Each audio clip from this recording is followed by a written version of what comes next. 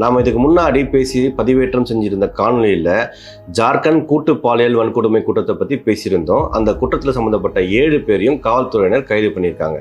ஜார்க்கண்ட் மாநிலத்தில் இருக்கிற நீதிமன்றமும் இந்த குற்றத்தை விசாரிக்க தானே முன் வந்திருக்கு. இந்த செய்தியை படிச்சு முடிக்கிறதுக்கு முன்னாடியே நாட்டையே உழுக்கிற விதமா அடுத்தடுத்த பாலியல் வன்கொடுமை செய்திகள் நம்ம காதில் விழுந்துகிட்டே இருக்கு. இதை பற்றி பேசி வீடியோ போடுறதாலேயோ இல்லை அரசாங்கம் சரியில்லை, பெற்றோர்கள் சரியில்லைன்னு பக்கமாக பேசுறதாலேயோ மட்டுமே எந்த பிரயோஜனமும் இல்லைன்னு எனக்கும் நல்லா தெரியும். அப்போது இந்த மாதிரியான பிரச்சனைகளுக்கு என்னதான் தீர்வு?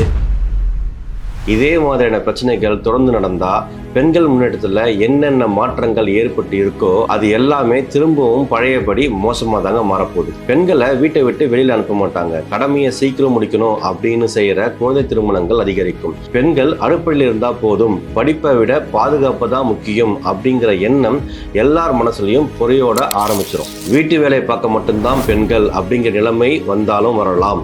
மறுபடியும் ஒரு பெரியாரோ இல்லை ஒரு பாரதியாரோ இல்லை ஒரு ராஜாராம் மோகன் ராயோ இல்லை ஒரு சாவித்ரி பாய் புலே வந்து தான் இந்த சமூகத்தில் போராடணும். இப்படித்தான் இந்த சமூகம் மாறும் அப்படின்னா உலகத்தில் இருக்க அத்தனை நூலகங்களையும் சிறைச்சாலைகளாக்க வேண்டியது வரும். இதை எல்லாமே நான் பேசணும்னு சொல்லலைங்க. இந்த சமூகத்தில் நானும் வாழ்கிறேன் அப்படின்றது வெக்கப்பட்டு சொல்கிறேன். எல்லா பிரச்சனைகளும் ஊடகங்களுக்கு அதோட சூடு இருக்கிற வரைக்கும் தானே. இதுக்கு முன்னாடி நடந்த பல பாலியல் பிரச்சனைகளையும் மறந்துட்டோம். ஏன் பொள்ளாச்சி விஷயத்தையும் நம்ம மறந்துட்டோம். அதுக்கு தீர்ப்பு என்ன ஆச்சுன்னு நாம் யாரும் யோசிக்க கூட இல்லை. இப்போ சூடா இந்த புதுச்சேரி பிரச்சனை, அதுவும் கொஞ்சம் நாள் தான். அதோட சூடும் சீக்கிரமாக ஆறிடும்.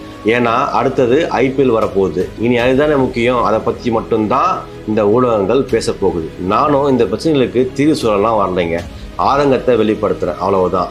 ஏன்னா யார் என்ன தீர்வு சொல்லி பேசினாலும் நீங்கள் தோனி சென்னை வந்திருக்க வீடியோவை தான் ட்ரெண்டிங் ஆக்க போகிறீங்க. எது முக்கியம், எது அதிகமாக பேசணும், எதை தொடர்ந்து பின்பற்றணும், விழிப்புணர்வு கொஞ்சமாவது நமக்கு வேணும். புதுச்சேரி வழக்கறிஞர்கள் சங்கம் குற்றவாளிகளுக்காக ஆஜர் ஆக மாட்டோம்னு சொல்லியிருக்காங்க. அதே மாதிரி தமிழ்நாட்டில் மட்டும் இல்லை, இந்தியாவில் இருக்கிற அனைத்து வழக்கறிஞர்கள் சங்கமும் இது போன்ற குற்றங்கள் செய்கிறவங்களுக்கு ஆதரவாக ஆஜர் ஆக மாட்டோம்னு சொன்னால் அதுதான் கொண்டாடுற விஷயமா இருக்குன்னு நினைக்கிறேன். மாற்றம் வேணும்னு நினைச்சா அதை முதல்ல நம்ம கிட்ட இருந்து தொடங்கணும். நான் தொடங்குறேன். ஒரு வழக்கறிஞரா இது போன்ற குற்றங்கள்ல ஈடுபடுற யாருக்கும் நான் ஆதரவு கொடுக்க மாட்டேன். பெண்கள் பாதுகாப்புக்கு நான் முன்னுரிமை கொடுப்பேன். இது போன்ற குற்றங்கள் செய்யறவங்களுக்கு தண்டனை கிடைக்குதா இல்லையா நான் தொடர்ந்து கவனிப்பேன். அப்போ இந்த வீடியோ பார்க்குற நீங்க என்ன பண்ண போறீங்கன்னு நீங்களே முடிவு பண்ணிக்கோங்க.